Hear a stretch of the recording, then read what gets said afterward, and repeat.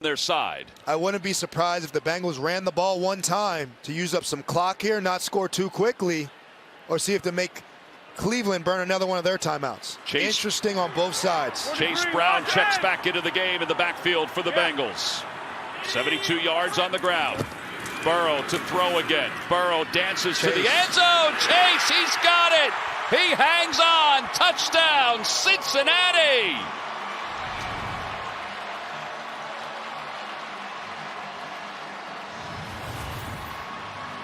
The Browns defense is not built to play with the backup corners in all game. The Bengals wide receiver and Joe Burrow have been here too many times. You get the one-on-one matchup to Jamar Chase, and he just breaks it outside. Look at the strong hands. The strong hands at the catch. This is what he does. This is why this guy has records along with Randy Moss. Joe Burrow to Jamar Chase has been good. So long they've been doing it since the LSU days. Yeah, that's 3 touchdown passes for Joe Burrow. They are reviewing it to make sure. There's also an injured player down on the field. It's Sam Webb. And by the way, it's the 48th touchdown from Burrow to Jamar Chase. It's the most of any duo in the National Football League since 2021. And as you said, they've been doing it since the LSU days. Just chemistry you can't teach. Chemistry you can't teach. The Browns are a man-to-man team. That means they're going to try to ISO you up one-on-one, and that's what the Bengals do with their receivers. They were just better on that drive. All right, so we talked about this before about chasing points. They're going to go for 2 here to try to make it a 3-point game. And they would do this regardless if the kicker was kicking it or not. They got to get these 2 points back. And here it is. I always identify how many safeties are deep. If it's 2 safeties deep, maybe something in the middle of the field. If it's 1 safety deep, you go to your one-on-one matchups on the outside. They do have one-on-one matchups on the outside. Burrow looking at one of those. Now goes to the middle, broken up. Grant Delpit broke it up. It was Gesicki who was the target, and it's a 1-point lead for Cincinnati. Cleveland doubled both the star wide receivers. That means 2 safeties deep. Come down the middle. Middle of the field there to Gesicki. Delpit with a beautiful job of getting the PBU there and giving Shador and the Browns a chance with 2 timeouts. All they need is a field goal for the win. And how apropos would that be for Schmidt, who missed a field goal and an extra point in the season opener? Cleveland has not won back-to-back games in now 34 consecutive games. They're on a list with the Titans, which they don't want to catch that one. What an opportunity for Shador Sanders here to end his rookie pretty season, impressive, right? Yep. And we talk about what it's like to be an NFL corner. What about an NFL quarterback? 22 years old. You got Aaron Rodgers 1 week down the stretch. Oh, the next week you got a 4th quarter battle against Joe Burrow. Life in the big leagues. Shador has belief in himself. And it's a great opportunity to showcase, to show what he can do to manufacture a comeback win here. Let's see if the Browns do return it. They do. Trying to get some extra space. It's Williams. And they'll move the pile. And here comes Shador Sanders. Down by 1. 1:23 to play. 2 timeouts. He's played well in the second half. He's going to have to get to the other maybe 35-yard line for field goal range. But with the 2 timeouts, Tom, everything's open. He can throw the ball in the middle of the field. He can throw the ball to the sideline. Every play in the playbook's open. Even a short screen play could be open. But you got to start a 2-minute drive off with a positive first play to get it rolling. Schmidt, by the way, his season high is 55 yards. He's 5 of 6 from 50 yards or more. They got to get there first. Sanders underneath. Not a great pass. It was Sampson. Incomplete. It'll be 2nd down. Sometimes when you check it down, though, for Shador, in this situation, you'd rather have an incomplete pass than him catching that for a 1-yard gain. You know you have all 4 downs now to pick up first downs. So it's not the worst play to kind of throw it at his feet on that one. Yeah, because then the clock stays at 1:19. And you're able to save your timeout.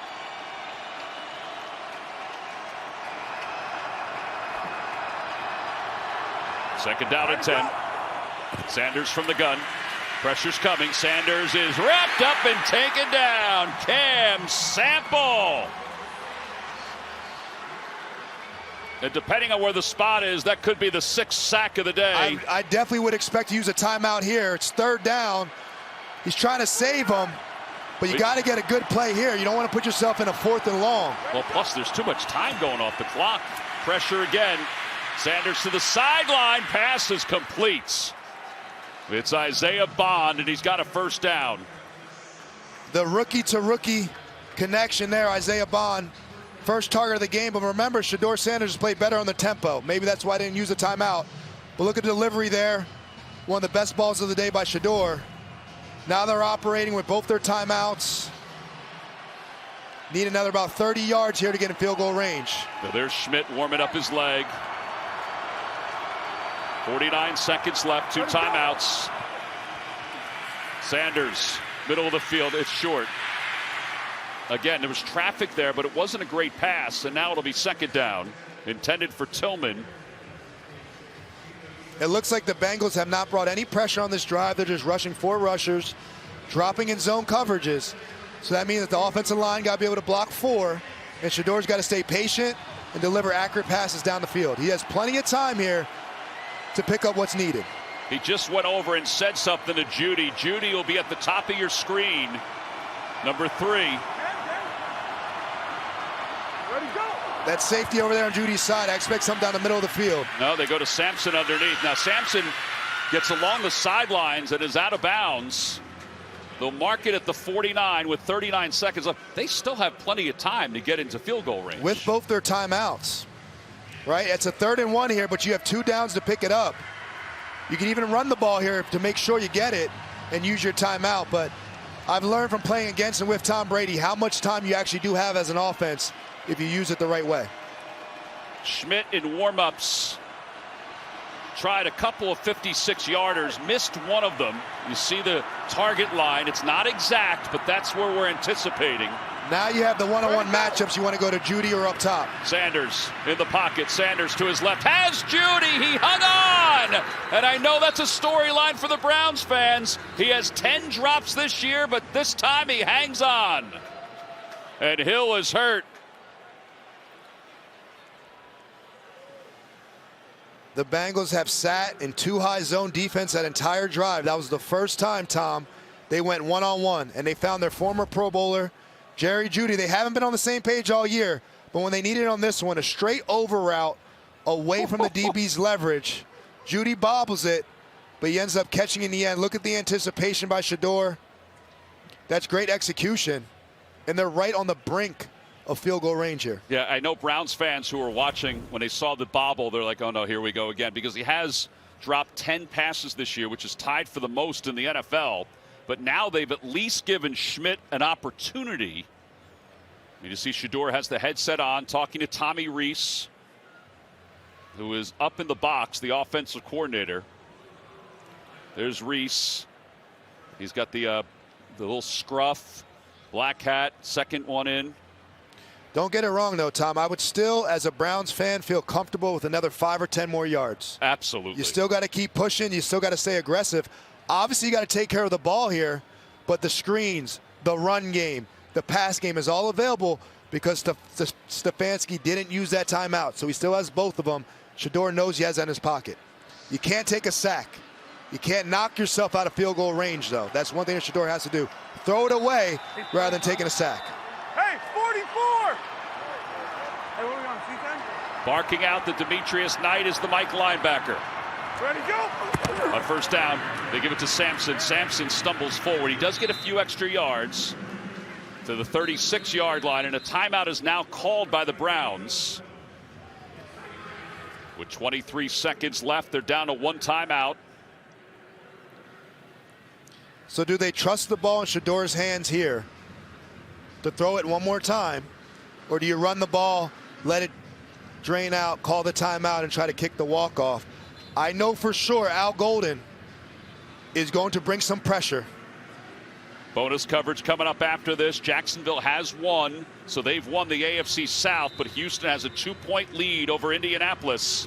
There's still plenty of time left in that game. There's Schmidt. Like every kicker, just uses the last few moments to get himself warm, physically and mentally. You got to anticipate a lot of pressure at the line of scrimmage, and check out the Bengals right now. Everybody's there. This blitz is coming. Shedeur knows that. He has one-on-one matchups all over the field. Second down and 8. Sanders, he's looking for the end zone for Bond, and he can't get it. He had a step or two, and he just couldn't reel it in. It was Davis in on the coverage. This is fun, isn't it? Shedeur understands the pressure's coming, leaves it a little too far out inside. If he maybe puts on the outside, Bond has a chance. But don't be surprised if you see a little deja vu. The Bengals bring it again. Make Shedeur have to pass it here. They don't want him to run the ball. It'll be third down, 3rd and 8.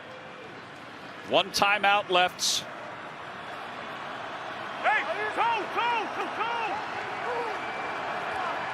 The first matchup, the Bengals won 17-16. The Browns trying to get a little revenge here as the clock will wind down before Kevin Stefanski will call a timeout. Timeout under 5 seconds, probably about the 3 or 4. And there you go with 3 seconds left. Look how emotional Fired Kevin up. is. He is. He wanted to win this. He wanted to keep fighting. The defense fought today. Shedeur has played great down the stretch. Well, here's Andre Schmidt, who in game 1 missed an extra point and a 32-yard field goal. He was under a lot of pressure after that because they took a chance on him. They stayed with him. And now he has a chance to give the Browns the victory with a 49-yard field goal. He has 1 game winner this year. Bojorquez is the holder. Good snap, good hold, nearly blocked. It is good, but there is a flag. I think that's going to stand, Tom, for hopping the center there. It was a hop. It was a hop, skip, and a jump. But for the drama, we will see. It was Miles Murphy who hopped the center. You can hop, you can't leverage, you can't push off on anybody. That looks like it's going to do it. Kevin Stefanski and the Cleveland Browns. There is no foul on the play. The field goal is good. 20-18. The Browns have knocked off the Bengals on a historic day. They had Myles Garrett on their shoulders earlier and Andre Schmidt on their shoulders later. Whoa, he just missed blocking that. By an inch. Myles Garrett has his day. Shedeur Sanders with back-to-back wins. And here's the thing, too. Athletics is such a redemption on so many levels. And for Andre Schmidt to start the year with a missed field goal and end it with a make against the same team, it seems only fitting, at least for today. And Myles Garrett has a little bit more celebrating. Kevin Stefanski, who's been under fire, obviously, for the Browns. He'll walk away with a win in this Battle of Ohio as they win it by 2. Well, how about that? A game that didn't have a whole lot of meaning except for Myles Garrett ends with a huge bit of meaning. It looked like a lot of meaning to me, the way the players played, and Kevin Stefanski got his head held high. He's a heck of a coach, and he was able to manufacture Shedeur Sanders, Myles Garrett, dominant defensive performance with their starting corners out, able to beat Joe Burrow and end the season on the right note. The final score, the Browns 20, the Bengals 18. And now it's time for bonus coverage. Let's go to Ian Eagle. Take it away, Bird.